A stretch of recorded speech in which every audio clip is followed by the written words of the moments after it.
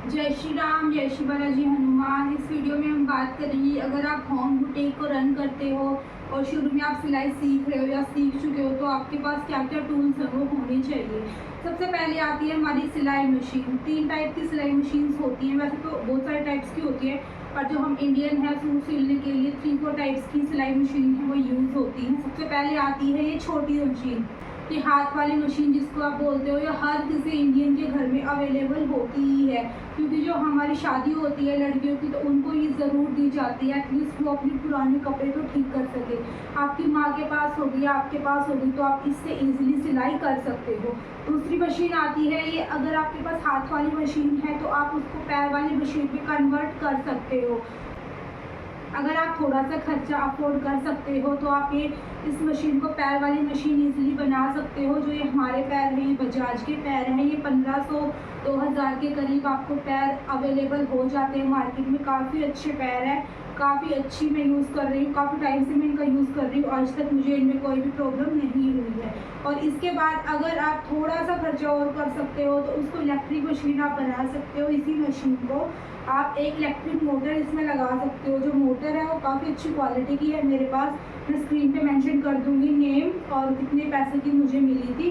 काफ़ी अच्छी मोटर है, आज तक कोई यूज़ में प्रॉब्लम आई नहीं है, ना कभी ख़राब हुई है। और इस मोटर की एक ख़ास बात ये है कि आवाज़ नहीं करती है। जो मशीन्स होती हैं वो काफ़ी आवाज़ करती हैं और आसपास अगर आप सिलते हो घर पे तो आपके फैमिली मेम्बर्स को प्रॉब्लम होती है। तो ये मशीन की जो मोटर है। थर्ड नंबर पे आती है जो वाइट वाली मशीन की बोलूँगी मैं, वैसे झुकी की मशीन उनको बोलते हैं। वाइट वाली जो मशीन्स होती हैं वो काफ़ी अच्छी हैं, उनमें काफ़ी जो फीचर्स हैं वो अवेलेबल है। पर अगर आप स्टार्टिंग में कर रहे हो सिलाई या सीख रहे हो तो मैं कहूँगी उसको अवॉइड करो, वो बाद के लिए बुटीक के लिए वो काफ़ी अच्छी रहती है। हालांकि मेरा भी होम बुटीक है पर मेरे पास वो वाली मशीन है नहीं अभी मैं लेके आऊँगी कुछ दिन बाद। मैं भी इसी मशीन पे काम करती हूँ, काफ़ी अच्छे से मैं मेंटेन कर पाती हूँ इस बुटीक के काम को, तो आप भी ज़रूर कर सकते हो। अब मैं आपको बताती हूँ कि क्या क्या टूल्स हैं जो बहुत ही ज़्यादा इम्पोर्टेंट होते हैं, मतलब ये तो आपके पास होने ही चाहिए। अगर ये नहीं होंगे तो आप इजीली वर्क नहीं कर पाओगे। ठीक है, ये सबसे इजी टूल्स है, मैं बताती हूँ कौन कौन से टूल्स हैं। स्टार्टिंग करती हूँ मैं इंची टेप से। जो ये इंची टेप होता है ये काफ़ी अच्छी क्वालिटी का ही आपको परचेज करना चाहिए। एक आता है बिल्कुल थिन, बिल्कुल पतला सा आता है, बिल्कुल छोटा सा आता है, वो परचेज आप मत करना। ये इंची टेप भी काफ़ी अच्छा आता है क्वालिटी में, 10 से 15 लास्ट इसकी जो वैल्यू होती है वो होती है। तो ये आप परचेज़ करो, अच्छी क्वालिटी का एक बार में परचेज़ करो, कम से कम भी आपको 2-3 साल चल जाता है अगर आप इसको अच्छे से मेंटेन करते हो।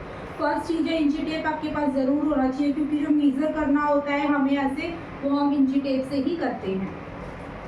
जो सेकेंड टूल है वो है आपका चौक। आपको निशान लगाने के लिए जो सूट या सलवार या जो भी चीज़ आप कट करोगे तो चौक की काफ़ी इंपॉर्टेंस होती है। अगर आप निशान नहीं लगा पाओगे अपने मेजरमेंट के अकॉर्डिंग तो आप कटिंग भी अच्छे से नहीं कर पाओगे। तो एक चौक है वो भी आपको मार्केट में कई तरह के अवेलेबल होते हैं, इनका प्राइस भी 10-15 रुपये के अराउंड आपको मिल जाएगा। अगर अच्छी क्वालिटी के लोगे तो थोड़े कॉस्टली पड़ सकते हैं, पर आजकल तो ऐसे पेन्स और चौक भी अवेलेबल है मार्केट में। अगर आप जैसे महंगा या ज़्यादा महंगा या अच्छा सूट सिल रहे हो और मतलब वाइट कलर का या लाइट कलर के सूट सिल रहे हो, उसमें जो चौक्स होते हैं वो दिखते हैं, वॉश करने के बाद ही वो पहने जाते हैं सूट।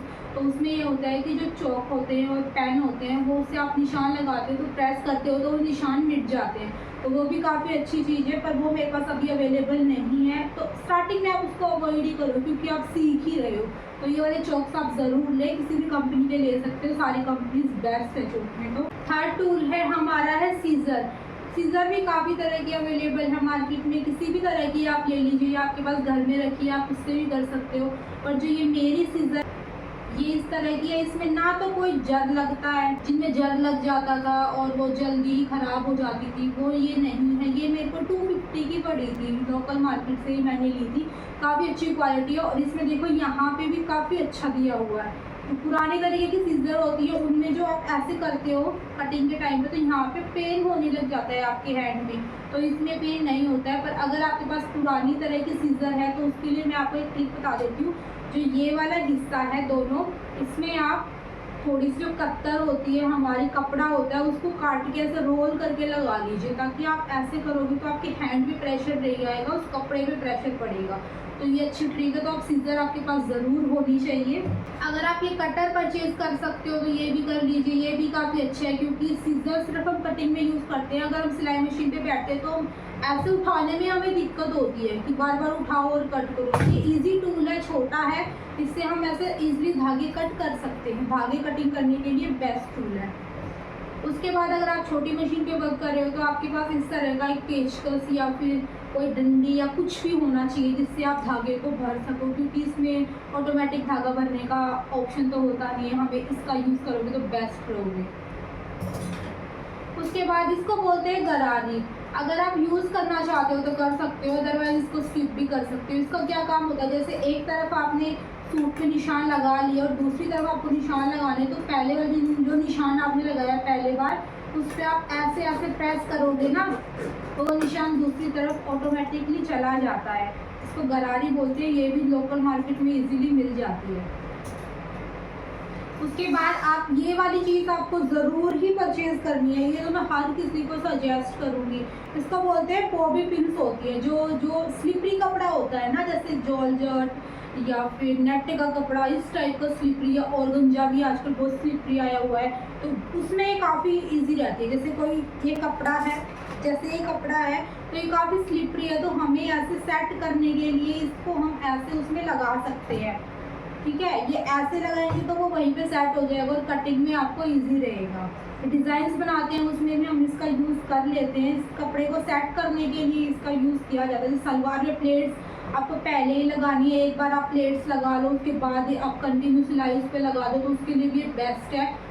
ठीक है, ये आप परचेज़ ज़रूर रिकमेंड करूँगी मैं, ज़रूर आप परचेज़ करो। उसके बाद ये होता है, इससे हम जो वो तुरपाई होती है या फिर जो हम सिलाई लगाते हैं वो हमारी गलत लग जाती है, तो उसको निकालने के ये काम आती है। ठीक है, इसको हम ऐसे करेंगे ना, इसमें हल्का सा यहाँ पे कटर है, वो आपको दिखेगा नहीं, पर आप धागे को हल्का सा ऐसे करोगे ना तो वो धागा कट जाएगा, वो धागा खींचेगा नहीं। तो बेस्ट है, बेस्ट, ये भी रिकमेंड मैं ज़रूर करूँगी, ये भी आप ज़रूर लो। बहुत ही कम प्राइस में आता, 5 से 10 रुपीज़ का आपको मिल जाएगा लोकल मार्केट में। उसके बाद टाइप्स की सुई आपको लेनी है। उसके बाद आपको लेनी है सुइयाँ। सबसे पहले है ये मशीन की सुई। आप मशीन की सुई आप बोलोगे मैं कौन सी नंबर की यूज़ करूँ, तो 12 नंबर और 14 नंबर की सिलाई ही मशीन पे यूज़ होती है। छोटे वाली मशीन पे 12 नंबर की बिल्कुल पतले कपड़े पे यूज़ होती है, और 14 नंबर की सुई जो होती है वो हर किसी के कपड़े पे चल जाती है हमारे अकॉर्डिंग, जो शुरू में सिल रहे होते हैं। तो 14 नंबर की सुई तो आपके पास ज़रूर ही होनी चाहिए। ठीक है, तो इस तरह की मशीन की जो सुई है वो आप ज़रूर लें। उसके बाद आती है तुरपाई वाली सुई। देखो, इससे आप क्या करते हो, सूट में जो तुरपाई करते हैं उसके लिए ये सुई यूज़ होती है। ये भी आपके पास ज़रूर होनी चाहिए, क्योंकि हम सूट में तुरपाई करते ही हैं। उसके बाद आती है ये मोटे वाली सुई। ये भी कहीं कहीं पे यूज़ हो जाती है, जब हमें जैसे मोती का डिज़ाइन बनाना है, काफ़ी ज़्यादा मोती लगाने, तो छोटी वाली सुई से हम ना लगा के इससे लगा लेते हैं डिज़ाइन बनाने का। तो ये 3 टाइप्स की सुई आपके पास ज़रूर होनी चाहिए। मैं आपको बताती हूँ फोम।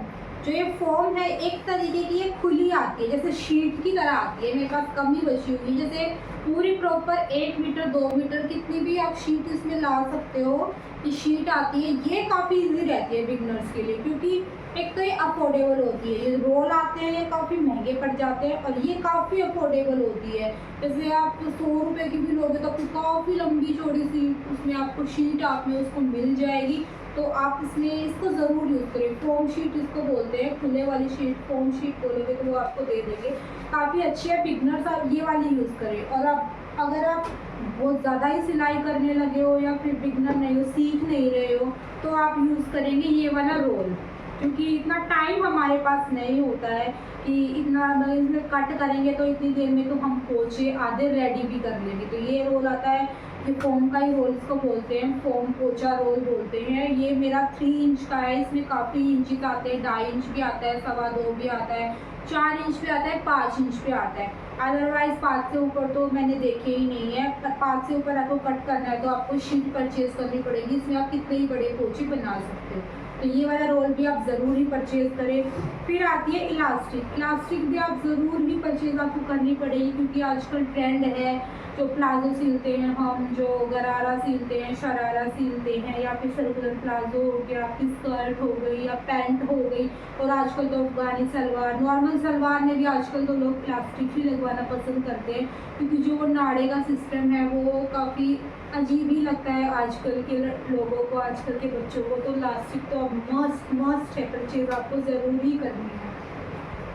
उसके बाद ये है आपकी पेस्टिंग पेपर, इसको बोलते हैं, पेस्टिंग पोचा बोल लो आप, या पेस्टिंग पेपर बोल लो, पेस्टिंग रोल भी बोल लो, कुछ भी बोल सकते हो। ये आता है आपका, ये ज़्यादातर यूज़ होता है जो प्लेन सलवार, सिंपल सलवार हम सिलते हैं, जैसे जो हमारे बुजुर्ग थे वो पहनते थे, उसमें यूज़ होता है। आजकल फारसी सलवार में भी यूज़ होने लगा, या फिर अफगानी सलवार हो गई, उनमें ये काफ़ी यूज़ होता है। और कस्टमर की चॉइस होती है, वो इस तरीके के पोचे बनवाना चाहता है या फोम वाले पोचे।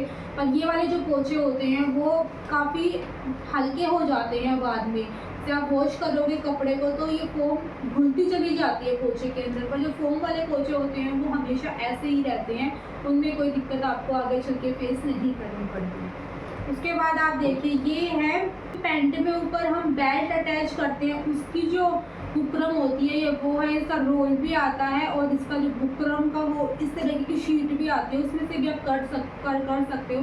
पर मैं सजेस्ट करूँगी बिगनर हो या फिर बुटीक रन कर रही हो, कोई भी हो, तो आपको ये रोल ही परचेज करना है, क्योंकि ये रोल आप परचेज नहीं करोगे तो फिर आपको दिक्कत का सामना करना ही पड़ेगा। ये सबसे बेस्ट है, इसमें कोई कॉम्प्रोमाइज़ आप मत करना, इसका रोल ही ले लेना।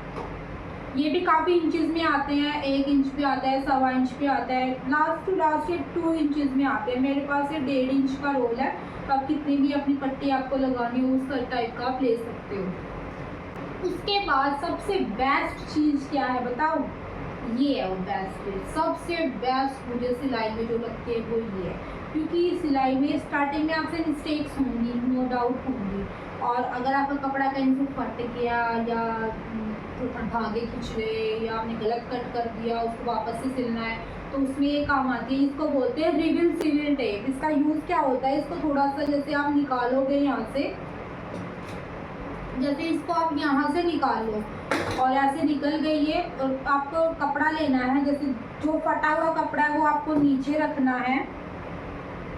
जैसे इमेजिन करो ये फटा हुआ कपड़ा है, ये फटा हुआ कपड़ा यहाँ से फटा हुआ है, उसके बाद आप इसको रखोगे टेप को, उसके बाद आप सिमिलर कपड़ा जिस कलर का नीचे हुआ कपड़ा फटा है वो आप लोगे, टेप के ऊपर रखोगे और प्रेस कर दोगे, ज़ोर ज़ोर से प्रेस करेंगे, 1 मिनट तक आप प्रेस कर लीजिए, वो कपड़ा आपका वहीं पे चिपक जाएगा। ना वो धोने से उतरता है, कपड़े वॉश करने से भी नहीं उतरेगा वो, और बहुत ही ईजी है मिस्टेक्स को सुधारने के लिए। या फिर जो ऐसे कपड़े हमारे सिलने के बाद भी फट जाते हैं, जो रफू भी नहीं हो सकते, उसके लिए ये बेस्ट है, बेस्ट से भी बेस्ट है, ये तो आपके पास होनी ही चाहिए। काफ़ी अफोर्डेबल प्राइस में सिलाई का सामान आता है।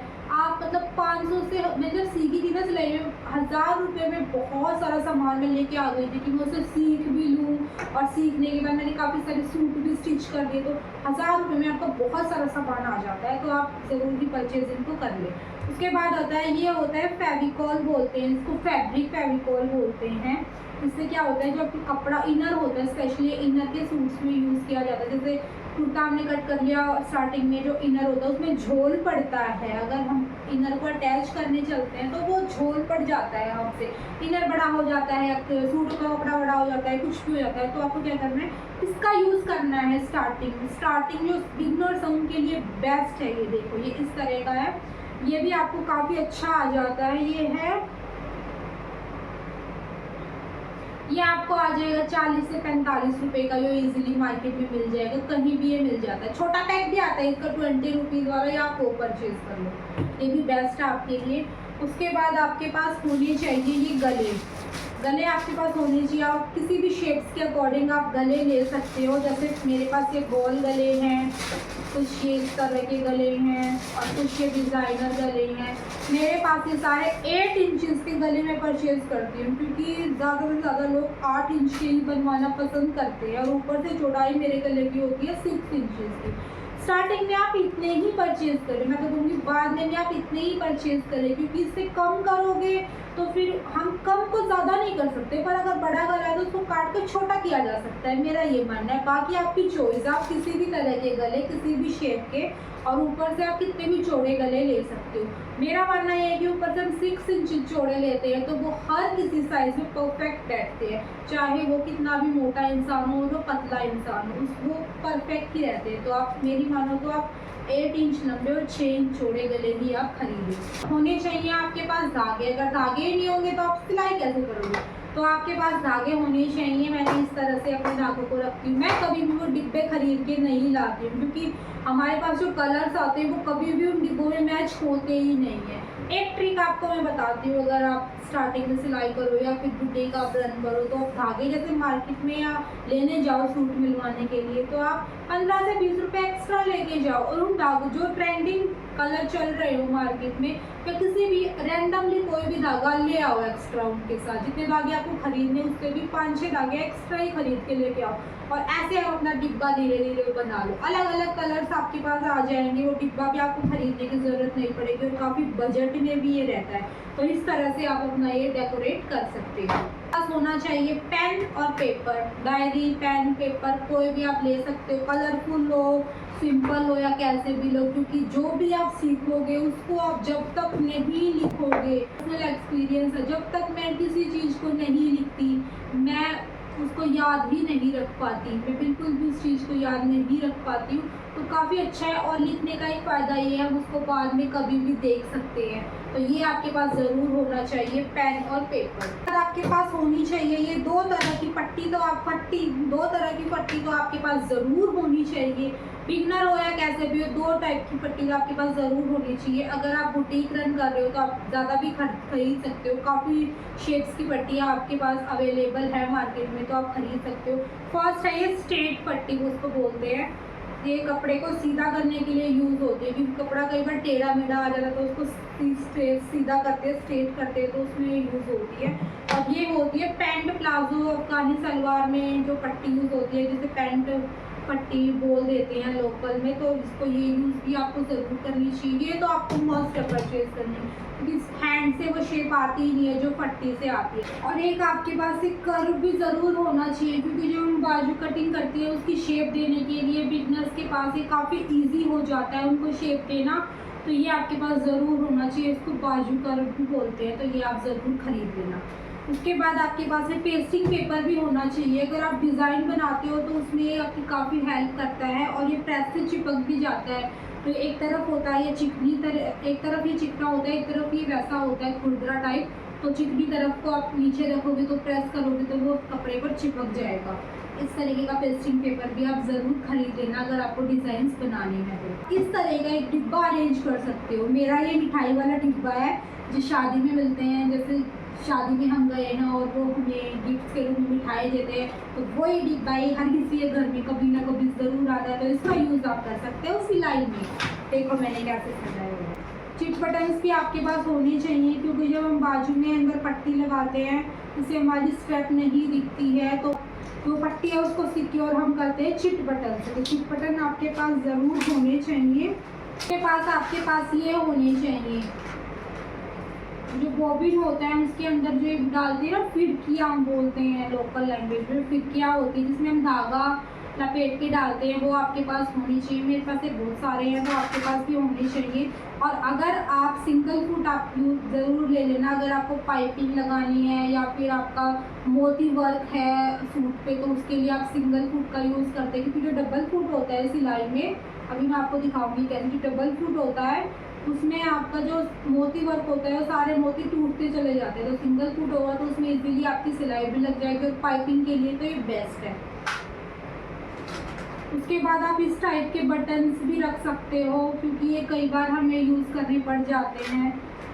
किसी भी टाइप के आप बटन रख सकते हो, जैसे इस टाइप के बटन भी मेरे पास है। उसके बाद आप मोती देख लीजिए, मोती भी आप रख सकते हो, जो डिज़ाइन बनाने में हमारे यूज़ होते हैं। मैं ऐसे अरेंज करके रखती हूँ ताकि फैला फैला ना रहे।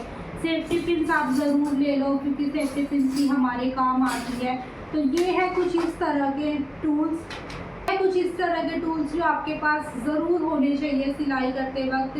तो जय श्री श्याम, जय श्री बालाजी हनुमान। अगर आपको वीडियो थोड़ी सी भी हेल्पफुल लगी हो तो शेयर ज़रूर करना और सिलाई ज़रूर करो और अपने आप में जो टैलेंट है उसको दिखाओ। अगर नहीं है तो अपने टैलेंट को पैदा करो। हम इस दुनिया में ऐसे ही नहीं आए हैं। अगर आप कुछ काम करते हो तो आपकी सेल्फ रिस्पेक्ट होती है और एक टाइम पे आके सेल्फ रिस्पेक्ट ही आपके लिए बहुत इम्पोर्टेंस रखती है। तो जय श्री राम, जय श्री बालाजी हनुमान।